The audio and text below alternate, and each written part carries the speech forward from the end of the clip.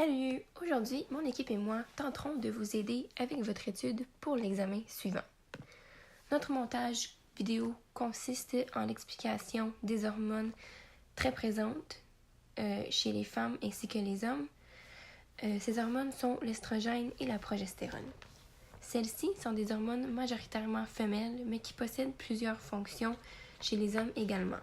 Il y a 3 types d'estrogène: naturel, l'estradiol, l'estriol et l'estrone. Tous ces 3 produits sont produits au départ d'androgènes.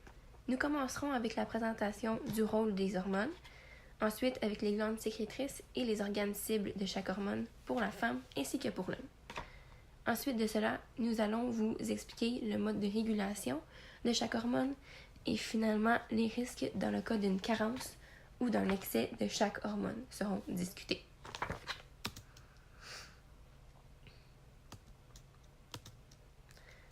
Dans le corps d'une femme, l'estrogène est notamment responsable du bon fonctionnement du système reproducteur femelle et a pour but d'assurer l'apparition des caractères sexuels secondaires durant la puberté.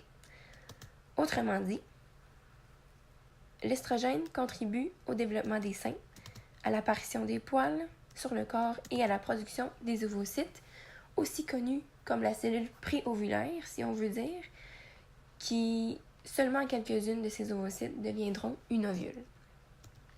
De plus, cette hormone aide à répartir la graisse sous-cutanée et prépare l'utérus à la fécondation. Lors de la ménopause, les ovules cessent de produire l'estrogène, donc, évidemment, le taux de cette hormone diminue énormément lors de la ménopause. Dans le corps d'un homme, le rôle de l'estrogène est de faire la régulation de la sécrétion des hormones gonadotropes, ainsi que participer au fonctionnement et au développement des testicules. Voici les différentes glandes du corps femelle qui sécrètent l'estrogène. Nous avons les ovaires et le placenta qui en produisent en grande quantité. Ainsi, lors de la postménopause, le foie, la surrénale, les seins et le tissu adipeux sécrètent aussi de l'estrogène en petite quantité. Et chez l'homme, les glandes sécrétrices de l'estrogène sont seulement les testicules qui en produisent.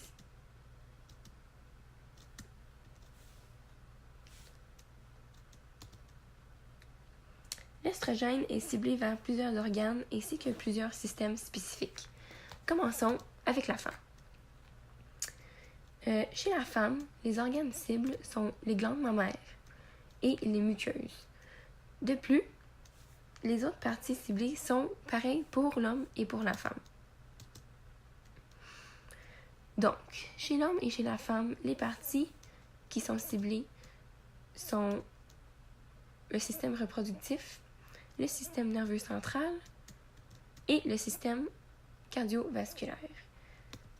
L'hormone participe aussi dans l'homéostasie du squelette et a des effets sur le foie et le tissu adipeux de la peau.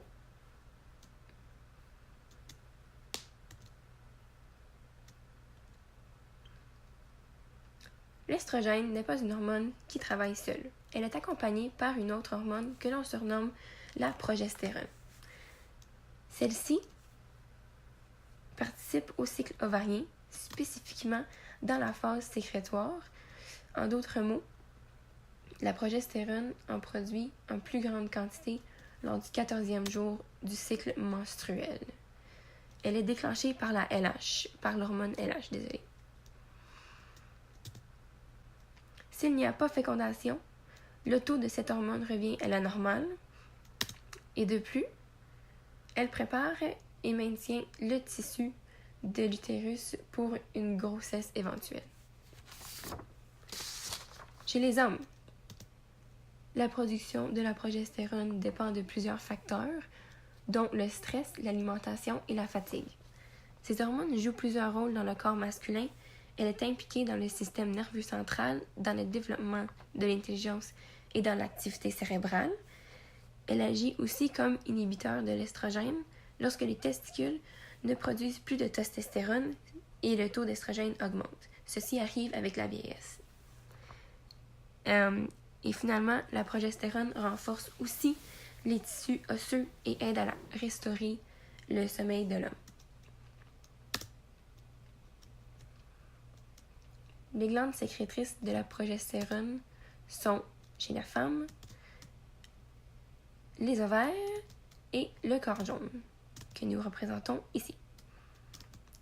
Et chez l'homme, nous parlons des testicules et des glandes surrénales que je vous ai montrées précédemment.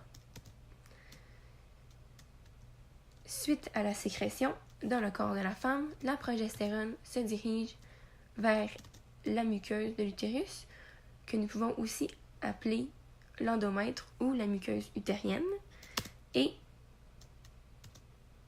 voici, juste là. Et chez les hommes, cette hormone est ciblée vers le système nerveux ainsi que le squelette. Maintenant, nous allons aborder le sujet des modes de régulation. Dans le corps d'une femme, la progestérone et l'estrogène sont sécrétés de façon cyclique, c'est-à-dire à travers le cycle ovarien.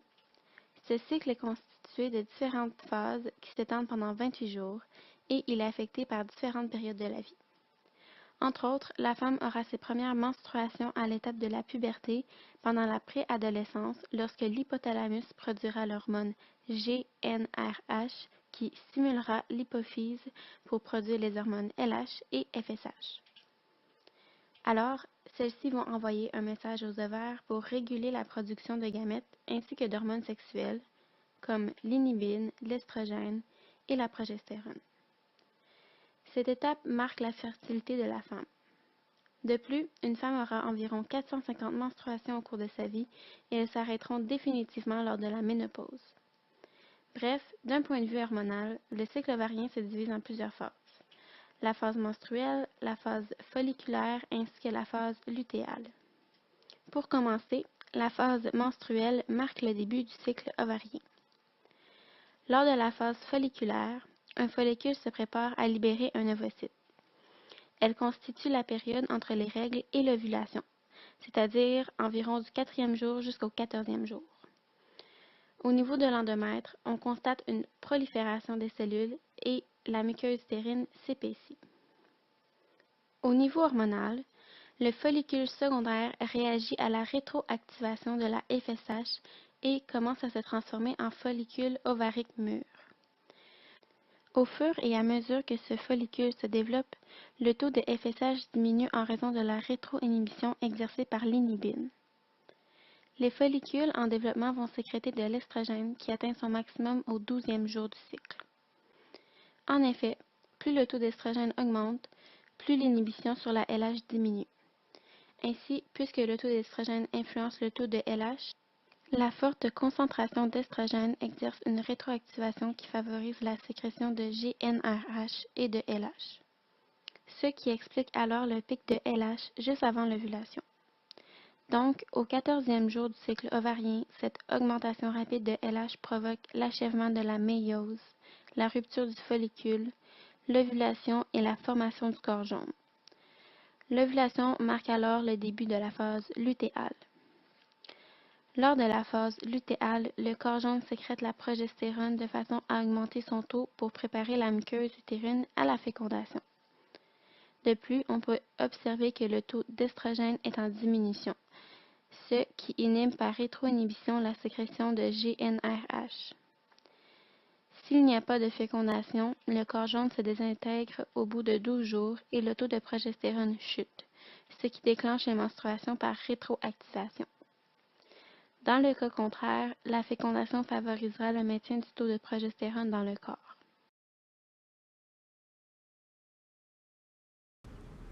Les femmes qui subissent une carence en estrogène à l'occasion de la ménopause, de la préménopause ou d'un autre facteur organique souffrent d'une série de symptômes tels que des bouffées de chaleur localisées dans le cou, le visage et le thorax. De plus, une sous-production d'estrogène peut entraîner une sécheresse vaginale, des troubles de l'humeur, une baisse de libido, un déclenchement prématuré du vieillissement de la peau, la perte de son élasticité, des infections vaginales et parfois l'apparition de certaines maladies cardiovasculaires.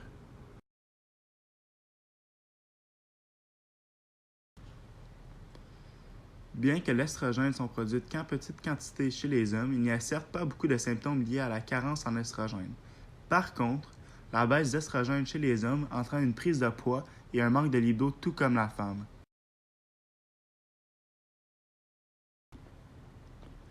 Lors de carence de progestérone chez la femme, la muqueuse de l'utérus se développe trop sous l'effet des estrogènes, ce qui peut se traduire par des hémorragies génitales, une augmentation du volume de l'utérus et favoriser le développement de tumeurs dans l'utérus. C'est pourquoi, après la ménopause, lorsqu'on donne un traitement à base d'estrogène, dans le cadre d'un traitement hormonal à une femme ayant toujours son utérus, l'association de progestérone est obligatoire. Il faut comprendre également qu'un manque considérable de progestérone va augmenter le risque de développer des pathologies comme l'arthrite. De plus, le manque de cette hormone pourrait être à l'origine d'une impossibilité à tomber enceinte, à mener une grossesse à terme ou à allaiter.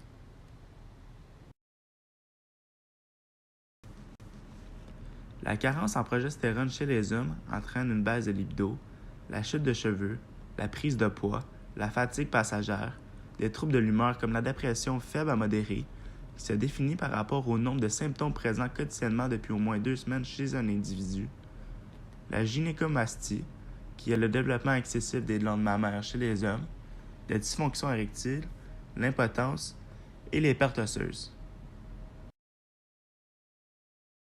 En ce qui a trait à la surproduction d'estrogène chez la femme, les femmes non ménopausées peuvent éprouver des cycles menstruels graves et plus fréquents en raison de la surproduction d'estrogène.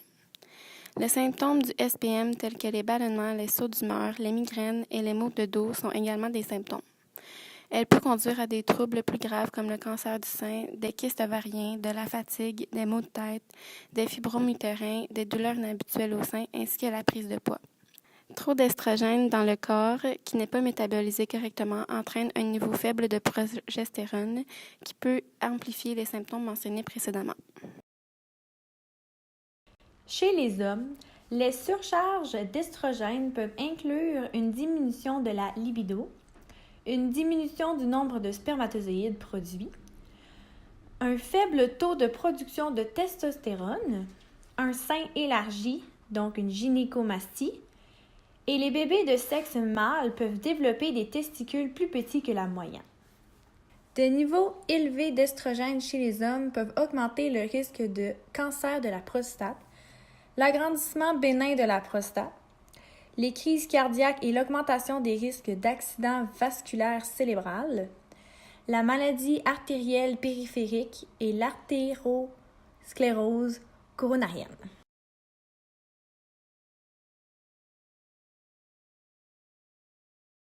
Ensuite, pour la surproduction de la progestérone, si le niveau de l'hormone est supérieur à la normale, cela peut être dû à la grossesse chez la femme, au cancer de la surrénale, au cancer de l'ovaire ou à l'hyperplasie congénitale de la surrénale. L'hyperplasie congénitale des surrénales est un trouble qui affecte la glande en l'absence d'un enzyme dont la glande surrénale a besoin pour fabriquer des hormones.